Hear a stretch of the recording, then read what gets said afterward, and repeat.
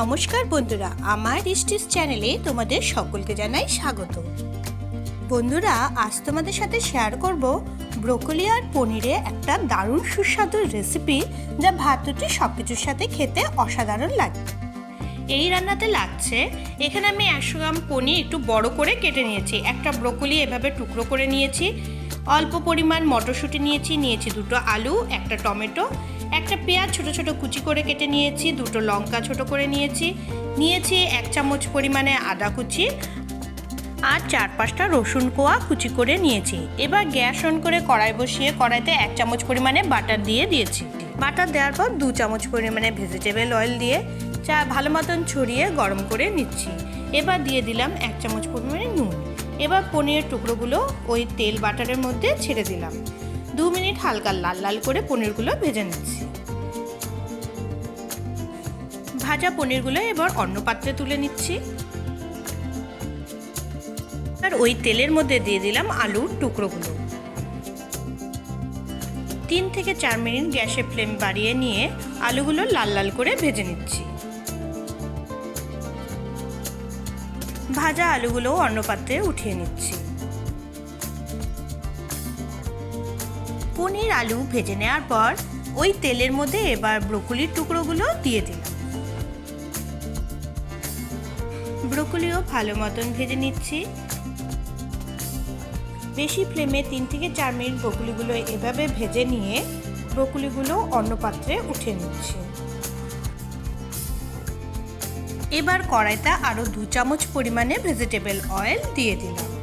তেল ভালো মতন একটু গরম করে নিচ্ছি। এবার এর মধ্যে একটা তেজপাতা দিয়ে দিলাম 1/2 চামচ পরিমাণে গোটা জিরে, একটা শুকনো লঙ্কা, একটা ছোট দারচিনির টুকরো আর কিছু এলাচ, লবঙ্গ আর গোলমরিচ। 1 মিনিট হালকা ভেজে নিচ্ছি। বেশ সুন্দর সুগন্ধ যখন বেরিয়ে গেছে তখন ওর মধ্যে কুচি করে রাখা পেঁয়াজ দিয়ে দিলাম। 2 মিনিট হালকা লাল লাল করে পেঁয়াজ আমি ভেজে নিচ্ছি। এবার এর মধ্যে আদা কুচি, রসুন কুচি, লঙ্কা দিয়ে দেব।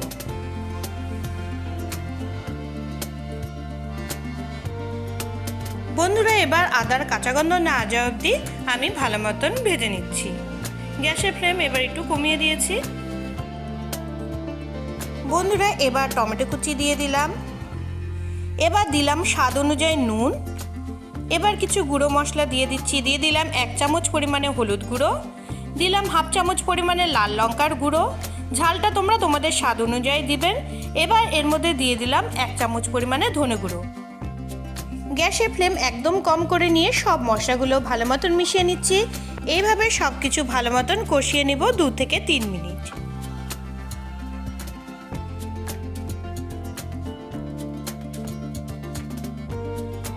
মশলাগুলো ভালো মতন কষিয়ে নিয়েছি। দেখো, মশলা থেকে তেল বেরোতে শুরু হয়েছে। এবার এর মধ্যে মটরশুঁটিগুলো দিয়ে দিলাম।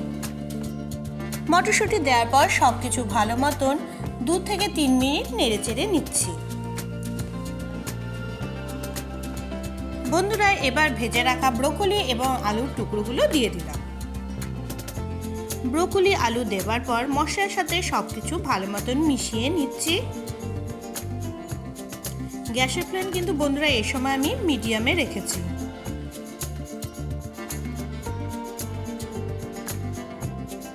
সব কিছু ভালো মতন মেশানো হয়ে গেছে। এবার এর মধ্যে আমি 1 কাপ পরিমাণে উষ্ণ জল দিয়ে দিলাম। জল দেওয়ার পর হালকা এবার নেড়ে চেড়ে নিচ্ছি।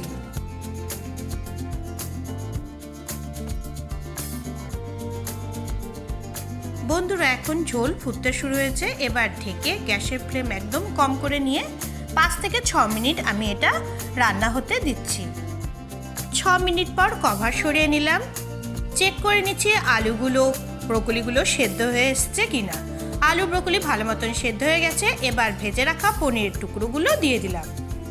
পনিরগুলো এবার সব কিছুর সাথে ভালো মতন মিশিয়ে নিচ্ছি। গ্যাসের ফ্লেম কিন্তু কমানোই আছে।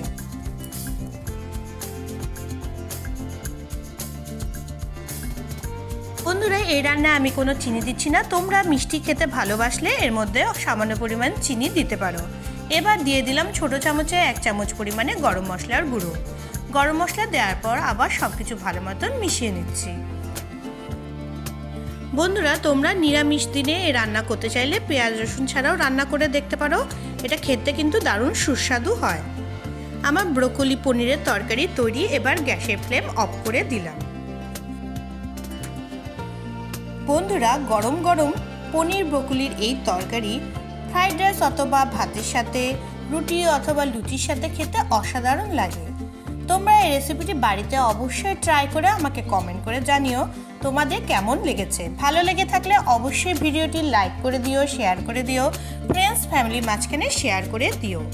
বন্ধুরা, তোমরা কেউ আমার চ্যানেলে নতুন এসে থাকলে অবশ্যই চ্যানেলটিকে সাবস্ক্রাইব করে দিও, পাশে বেল আইকনটিকে ক্লিক করে দিও নিত্য নতুন রান্নার রেসিপি সবার আগে পাওয়ার জন্য। সবাই খুব ভালো থেকো, দেখা হবে পরের ভিডিওতে।